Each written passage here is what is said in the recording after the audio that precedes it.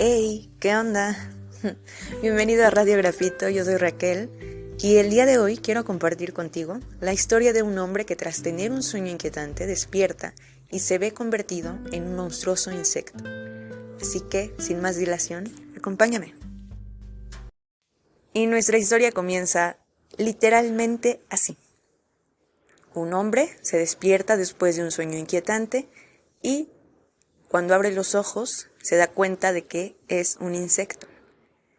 La Metamorfosis de Franz Kafka fue escrita en 1912 y para esas fechas no se tenía el conocimiento suficiente ni especializado en cuanto a enfermedades provenientes del sistema cerebrovascular. De hecho, yo he escuchado un montón de reseñas de este libro, de esta historia, que dicen es una cucaracha, no, es un escarabajo. Le han puesto 1000 géneros al insecto. Pero hay que recordar que en la literatura, una de las figuras retóricas más utilizadas es la metáfora. Y yo voy a abordar este libro desde la metáfora y la perspectiva personal de que Franz Kafka no se está refiriendo ni a una cucaracha ni a un escarabajo, sino más bien una persona que tras tener uno de estos episodios en donde el cerebro y el corazón, el sistema completo nervioso se ven comprometidos, pierde la capacidad de movilidad y de habla. Y esta palabra, insecto, me parece muy interesante, me da mucha curiosidad cómo la utiliza Kafka. La palabra insecto tiene raíces etimológicas en in, que es adentro, y secto, sectum, cortado, es decir, cortado hacia adentro.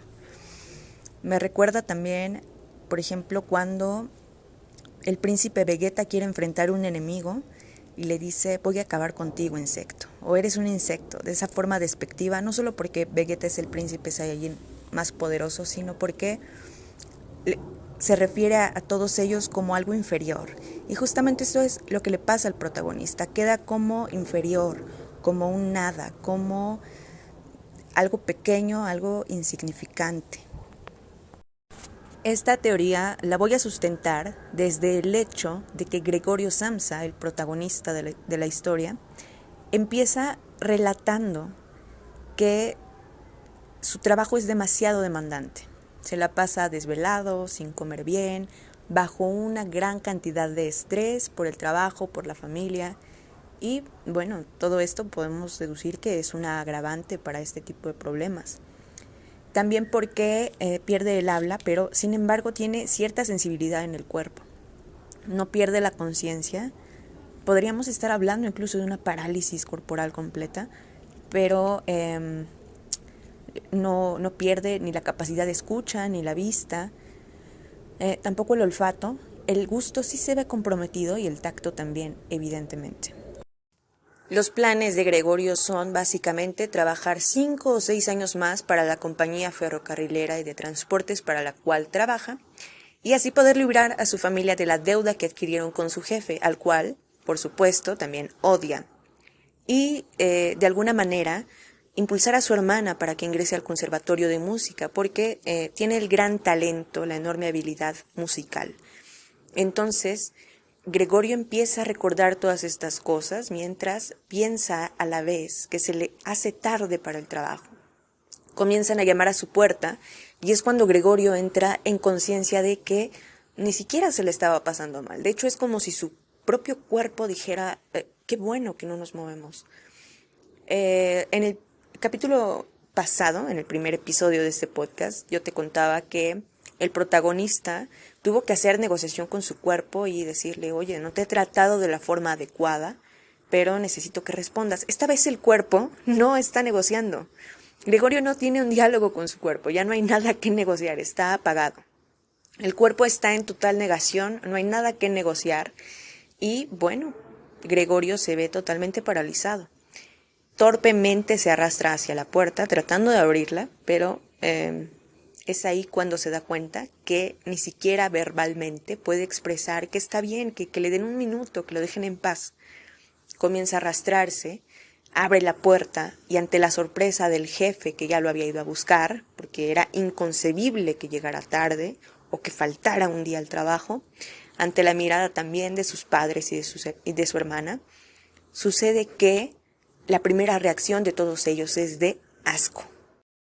Un asco profundo hacia la nueva condición de Gregorio, más que de empatía, más que de curiosidad siquiera de saber o de tratar de saber qué le está pasando, tratar de averiguarlo o ayudarlo. La primera reacción es de enojo por parte del padre, de miedo por parte de la hermana y de la madre y de huir de parte del jefe. Es decir, un señor que maneja una compañía no sabe cómo lidiar con este tipo de problemas.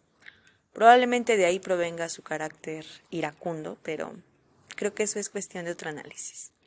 El caso es que meten a Gregorio a la habitación, le cierran y todos se quedan indignados. ¿Cómo es posible que ya no nos sirvas? Que mírate, no te da vergüenza en lo que te convertiste.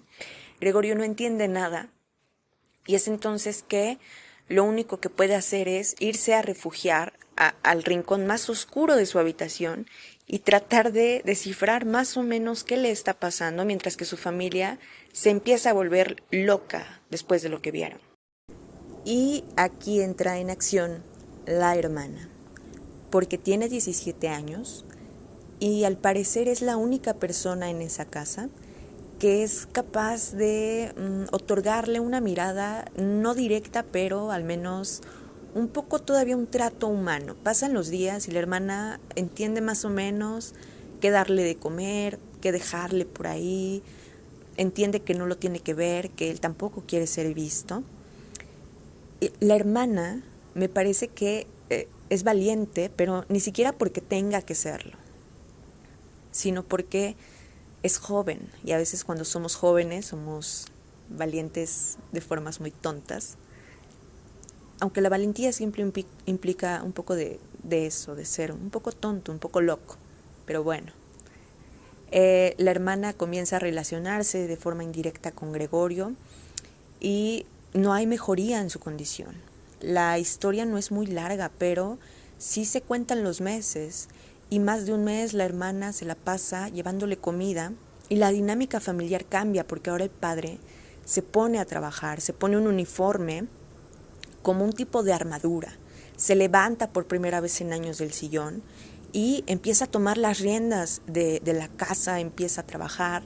La mamá también busca un trabajo, la hermana ahora también se ve obligada a buscar un trabajo y poco a poco van normalizando el estado físico de Gregorio, mientras que él no mejora ni avanza, simplemente es espectador, se queda como espectador de su condición y no le preocupa mejorar, solo le preocupa volver a funcionar, volver a proveer a su familia para tener un lugar en esta.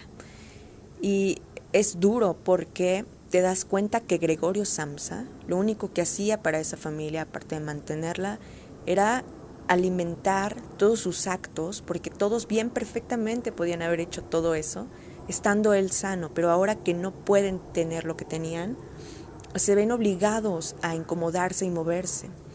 Y Gregorio, no sé, quizá lo pensó, yo me imagino que al ver al papá con el uniforme, se lleva una sorpresa, como diciendo, bueno, pudo haber hecho eso hace mucho tiempo, porque se quedaba solamente sentado. Y empiezan a vender las joyas, empiezan a deshacerse de un montón de bienes, y es entonces cuando la hermana, harta un poco de la situación, empieza a sugerirle a la madre que se lleven las cosas de la habitación de Gregorio. Y empiezan a sacar un baúl.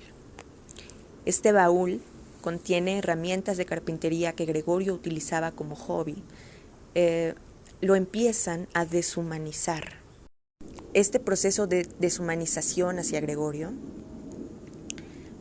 es como cuando, no sé, por ejemplo, te gustan los videojuegos y es tu única escapatoria y de pronto se te descompone la consola y dices, no puede ser posible.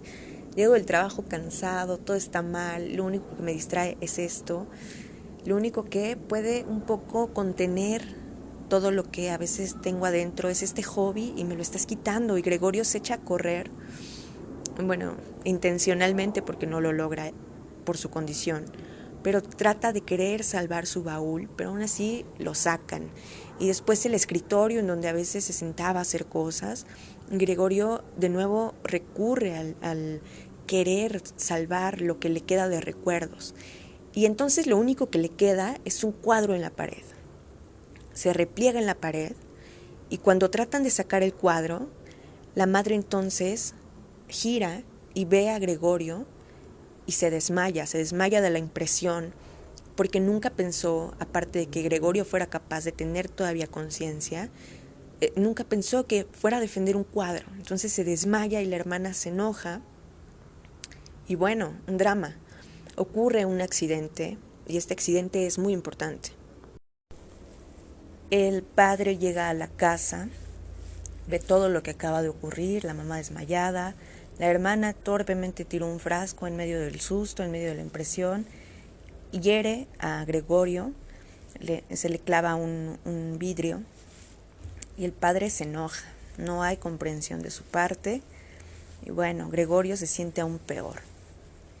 Después de esto, la dinámica familiar se ve todavía más tensa, Gregorio se ve aún más aturdido por todo lo que acaba de ocurrir debido a su enfermedad o su padecimiento, y sigue pasando los días hasta que se les ocurre rentar una de las habitaciones de la casa. Se la rentan a 3 hombres. Y Gregorio ya está acostumbrado a ser un cero a la izquierda y de pasar de quitarle su humanidad a través de sus objetos, ahora se convierte en el cuarto en donde meten todo lo que ya no cabe y empieza a cubrirse de polvo. Y de nuevo la metáfora de cubrir algo de polvo como dejándolo al olvido, ya sin importancia, ya nos hiciste demasiado daño, pues bueno, ahora el castigo es recluirte y no vas a salir de ahí. Todo el tiempo la habitación cerrada con llave. Y los nuevos 3 inquilinos son hombres de cierto poder adquisitivo.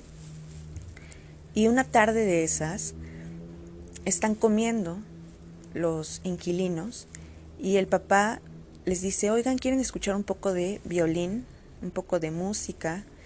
Y le dice a la hermana, toca para los señores. Entonces la hermana empieza a tocar. Gregorio jamás sale de la habitación, pero al escuchar la música, después de casi 2 meses, de todo, desde su metamorfosis hasta ese día, Gregorio escucha por primera vez algo que lo deja hipnotizado. Hay un filósofo que se llama Arthur Schopenhauer que siempre dice que la música es el idioma universal, es la vía más directa al alma. Y Gregorio ni siquiera siente el dolor del vidrio, de la herida que nadie le curó. Más bien, en este estado hipnótico por la música de la hermana, comienza a avanzar hacia la sala y ve que todos están indiferentes a la magia que está ocurriendo y se empieza a indignar y dice, ¿cómo es posible que no estén aplaudiendo, que no estén extasiados, que no están escuchando? Yo voy a ir, voy a jalar su falda y de algún modo tengo que hacer que ella entienda que esto para mí es importante, que estoy sintiendo cosas chingoncísimas con lo que está tocando fibras que me han hecho incluso querer avanzar hacia la sala. Continúa avanzando y todos están viendo cómo la hermana toca, pero Gregorio llega a aproximarse a ella. Y en ese momento los inquilinos voltean y le dicen al papá como, oye, ¿qué está pasando? ¿Por qué no sabíamos que esto vive con nosotros? O que él vive con nosotros. Y entonces el papá enfurece. Es ahí cuando se derriba todo, cuando pierde los estribos. Y Gregorio, cuando la hermana deja de tocar, recobra la conciencia de lo que acaba de hacer. Y el papá empieza a arrojarle manzanas como este símbolo de pecado, de tú no perteneces aquí. Le comienza a arrojar las manzanas. Y bueno, la mamá también pierde todos los estribos, se lanza contra el papá, le empieza a suplicar que no lo mate, que no le haga daño. Este episodio me parece, no sé, me imagino a Kafka diciendo se lo agarró a golpes, pero sin decirlo directamente. Una de estas manzanas aterriza en la espalda de Gregorio y se le queda incrustada ahí por mucho tiempo. Nadie quiere tocarlo, nadie quiere curarlo, no les interesa. y tiene que aprender a vivir con la manzana, con el pecado a cuestas, con su falta a cuestas en sus espaldas. Se vuelve a meter a la habitación y entonces la hermana empieza a hablar con los papás y les dice, ¿saben qué? Esto ya es inaudito, esto ya es insoportable, yo he tratado por todos los medios de que ustedes entiendan que esto es terrible para todos. Si Gregorio, esta es una parte muy cruel, si Gregorio tuviera la conciencia de que nos hace daño, ya se hubiera largado, pero no lo hace. Pero Gregorio obviamente no quiere dejar la casa porque dentro de él sigue siendo parte de esa dinámica. Y les dice, hay que buscar una forma en la que pues ya no esté aquí. Gregorio, al escuchar estas palabras, lo inevitable. Físicamente Gregorio dice, creo que este ya no es mi lugar, y conforme se queda en la habitación, muere. Este no es el final de la historia. El final de la historia es aún más cruel. El cuerpo de Gregorio solo alcanza a voltear a ver como un último retrato a los integrantes de la familia, y ahí es cuando termina la vida de Gregorio. Pero ¿por qué digo que el final es aún más cruel? Bueno, la familia ni siquiera se digna a recoger su cuerpo. La señora que les ayuda ahí con los quehaceres es quien recoge el cuerpo. De hecho, ella es quien da la noticia del deceso de Gregorio. Y se siente como cierta paz, ¿no? Como diciendo, bueno, ya ni siquiera era humano. Como este discurso de ya está en un lugar mejor, ya no está sufriendo. Cuando en realidad el sufrimiento era para ellos más que para Gregorio. Y se van a dar un largo paseo. Y después de ese paseo familiar, pacífico, el papá y la mamá voltean a ver a la hermana y le sugieren que ya está en edad de buscar un buen marido. Y aquí podemos ver que no deshicieron la jaula, solo cambiaron de pájaro. La hermana asiente y se resigna porque ya no va a estudiar música. Ahora va a ser ella quien ocupe el lugar de Gregorio, en donde ella busque un proveedor para toda su familia. Hoy, 11 de agosto, estaría cumpliendo años uno de los personajes en la música más importantes para Latinoamérica y para probablemente todo el mundo, y esa persona es Gustavo Cerati. Gustavo Cerati fue un genio para mí, es una figura que me ha acompañado en muchísimas etapas de mi vida con su música. También cumpleaños Bunbury, qué extraño, pero bueno. Otra persona que también me ha acompañado demasiado son como mis artistas de emergencia. Gustavo Cerati tenía todo lo que un artista puede desear, la pulcritud en lo que hace, la perfección en lo que hace en muchas ocasiones, pero su vida personal se vio teñida de altibajos. Él regresa con Soda Stereo a una gira en donde dan un concierto en la ciudad de Caracas, Venezuela. Después de múltiples excesos, también de falta de sueño y un poco de abuso de sustancias, Gustavo Cerati baja del escenario, se empieza a sentir muy mal, le da un dolor de cabeza, va a dormir, cuando se despierta pide ayuda médica al equipo, es trasladado a un hospital en Venezuela y después de eso empeora, su estado físico empeora. Lo llevan en helicóptero a la ciudad de Buenos Aires, Argentina, en donde él nació, y ahí es cuando es declarado en estado de coma. ¿Por qué quiero relacionar a Gustavo Cerati con toda esta obra que te acabo de relatar? Que obviamente te invito a leer, porque nunca se va a comparar lo que una persona te pueda decir al acercamiento con la sustancia original del texto. Porque Gustavo Cerati fue cuidado por su mamá en estado de coma, y ella relataba que Gustavo Cerati, cuando ella le cantaba, movía las manos, no podía abrir los ojos, estaba conectado a un respirador artificial, pero tenían esperanzas de que Gustavo Cerati algún día despertara, aún sabiendo que después de un accidente cerebrovascular o de cualquiera de estas índoles, despertar podría implicar que ya no iba a ser el mismo funcionamiento de su cuerpo y de toda su mente. A veces creemos que las cosas no tienen conciencia solo porque estamos en esta visión antropocéntrica de que solamente con los 5 sentidos podemos decir que está vivo y que es real. Pero pensemos un poco en estos términos que se utilizan en la medicina como estado vegetativo, estado vegetal. Y muchas veces escuché que a Gustavo Cerati le llamaron está en estado vegetal, como diciendo está inconsciente, pero las plantas sienten, las plantas están vivas, no hablan, pero están vivas. No sé si eso sea despectivo hacia estas personas o hacia su condición, pero lo que pasó con Gregorio me recuerda mucho a que todavía hay acercamientos del alma o de lo que sea que tengamos adentro, en donde podemos dar indicios de que estamos aquí aunque nuestros sentidos no estén respondiendo.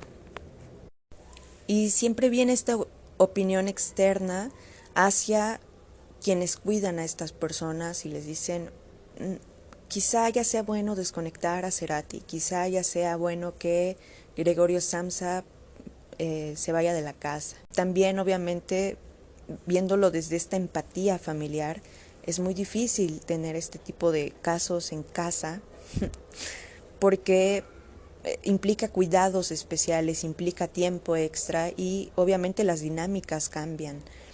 Se requieren gastos mayores, especialización, un montón de cosas. Cosas que Gregorio no tuvo. Cosas que Gregorio ni siquiera pudo concebir en su mente porque para su familia, si él no proveía económicamente, pues ya no le servía. En el caso de Gustavo Cerati, todos le decían a su mamá, creo que es mejor desconectarlo ahora porque si despierta, pues no sabemos si va a ser peor y siempre está esta incertidumbre. A Gustavo Cerati, su estilo de vida, fue quien lo condujo a este terrible episodio de salud y también a Gregorio es quien su estilo de vida precisamente pudo haberlo llevado de igual forma a sufrir esta condición. Creo que esto también es una invitación a reflexionar sobre qué tanto estamos en contacto con nosotros mismos y la condición que llevamos, la relación que llevamos para nuestro cuerpo. Creo que si la literatura nos ha de servir para algo, es para viajar a mundos en donde creemos que no hay vida solo porque no la vemos como la conocemos. Y en este caso, me parece importante decir que Gregorio todo el tiempo estuvo consciente y preocupado, y probablemente personas como Gustavo Cerati estaban también conscientes y preocupadas, tanto así que cuando vas a visitar a cualquier persona que esté enfermo le dices, no te preocupes, todo está bien, pronto te recuperarás y empiezas a darle ánimos, porque sabes que de alguna u otra forma esa persona está tomando tus palabras. También esto es una invitación a que si no conoces la música del gran Gustavo Cerati, te acerques, porque más allá de lo que pudo haber hecho bien o mal por su salud, creo que la obra que dejó en este mundo es totalmente irreemplazable. Me parece una de esas personas que entendían el mundo de una forma distinta y valiosa. Esta obra es demasiado cruel, la metamorfosis es demasiado cruel, no solo por todo lo que pasa a Gregorio, sino por el final que es volver a esta rueda karmática en donde fue desechado como nada, pero no importa, porque podemos ser verdugos de otra persona sin importar nada. Esta es mi invitación a que leas a Kafka. Obviamente mucha de esta historia está permeada por vivencias de él y su relación con su padre, que todos sabemos que fue tormentosa, y a reflexionar sobre todo en dónde está tu conciencia, en dónde está tu valor, en dónde está el valor que le estás aportando a las personas que te rodean. El legado de Gustavo Cerati es inmortal, es innegable y va a ser eterno, al menos en esta época de la Tierra, porque no hay nada que se compare con lo que él escribía. Nada, de verdad nada, ni siquiera en su época de Soda, ni como solista. En cambio, Gregorio Samsa inmediatamente fue olvidado por quienes se supone que nunca deberían olvidarte. ¿Qué legado vamos a dejar? ¿Se hablará de nosotros como se habla de Gustavo Cerati? Ojalá que sí, ojalá que nunca lleguemos con vergüenza a ese estadio final. Y me recuerda mucho el día que dieron la noticia de que Gustavo Cerati, por estar todo el tiempo obviamente acostado y conectado, eh, empeoró su condición y fue desconectado. Muchos se alegraron, siempre hay opiniones, muchos se alegraron, muchos lo lamentaron porque dijeron, ¿cómo es que no lo intentas? ¿Cómo es que no lo estás intentando? También me hace pensar en las condiciones de salud de todas estas personas que no pueden decirnos, quiero parar, quiero que me desconectes, o todavía no, síguelo intentando, vamos a tratar de otra forma.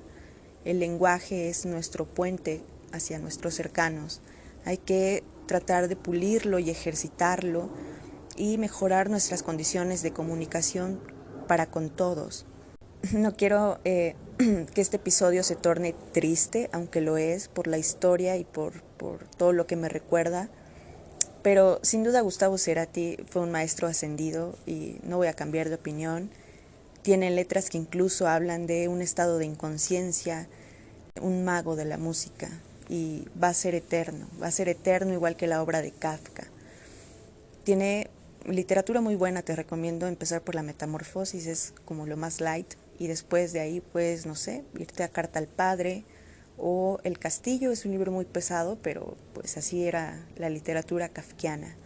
Literatura que por cierto Jorge Luis Borges recomienda mucho. Borges era admirador de Kafka y eso creo que habla mucho, que Borges haya dicho eso, estamos hablando de que algo hiciste bien. Para mí fue enormemente gratificante compartir contigo todo esto. Espero que te dé curiosidad, si ya leíste La Metamorfosis, la releas, y si no, pues es una invitación, es muy cortito, no tiene ni 100 páginas, entonces solo puedo decirte que busques conciencia y vida en cosas que crees que no lo tienen o que no hay nada ahí. Quién sabe, igual y ocurra magia, como decía Gustavo Cerati. Te mando un gran abrazo si estás pasando por una metamorfosis dolorosa, y que recuerdes que la vida quizá no termine aquí. Nadie lo sabe. Todos estamos dentro de este juego. Todo mi amor para ti y te veo en el siguiente capítulo. Como diría Gustavo Cerati, gracias totales.